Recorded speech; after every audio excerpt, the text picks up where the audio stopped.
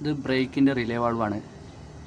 ഇതിൻ്റെ പ്രശ്നം എന്താ വെച്ച് കഴിഞ്ഞാൽ വണ്ടി സ്റ്റാർട്ട് ചെയ്തിട്ട് എയർ ഫില്ല് ചെയ്യണ സമയത്ത് ഇതിൻ്റെ താഴത്തു കൂടെ ലീക്കാവാണ്, കണ്ടിന്യൂ ലീക്കായിക്കൊണ്ടിരിക്കുകയാണ്. ഇത് ടാങ്കിൽ നിന്ന് വരുന്ന ലൈന്. ഇത് ബ്രേക്ക് ഈ സൈഡത്തെ ഈ പൈപ്പ് വന്നിട്ട് ഈ പൈപ്പ് ബ്രേക്കിലേക്ക് പോണ പൈപ്പ്. ഇത് കണ്ടിന്യൂ ഇതിൽ എയർ വന്ന് നിൽക്കും. ഈ ലൈനിൽ ടാങ്കിൽ നിന്ന് എയർ ടാങ്കിൽ നിന്ന് കണ്ടിന്യൂ ഇതിൽ എയർ വന്ന് നിൽക്കും. ഇതുവഴിയാണ് ഇത് പോവുക. ഇത് പോകാൻ വേണ്ടിയിട്ട് ഇതിന്ന് കടക്കാൻ വേണ്ടിയിട്ട് എയർ കിടക്കാൻ വേണ്ടിയിട്ട് ഇതിൻ്റെ DB വാൾവിന്ന് വേണ്ട ഈ ലൈനിലേക്കാണ് എയർ വരിക. ബ്രേക്ക് പെഡൽ പ്രസ് ചെയ്യുന്ന സമയത്ത് ഇതിലേക്ക് എയർ വരും. അപ്പോൾ ഇതിൻ്റെ ഉള്ളിൽ ഡയഫ്രം ഉണ്ട്. അത് പ്രസ്സായിട്ട് എയർ ഇത് കൂടെ കടത്തി വിടും. അപ്പോഴാണ് ബ്രേക്ക് വർക്ക് ചെയ്യുന്നത്. ബ്രേക്കിൽ നിന്ന് കാലെടുത്ത് കഴിഞ്ഞാൽ ഇതുവഴി ഔട്ടാവും. അതാണ് ഇതിൻ്റെ ഫങ്ഷൻ.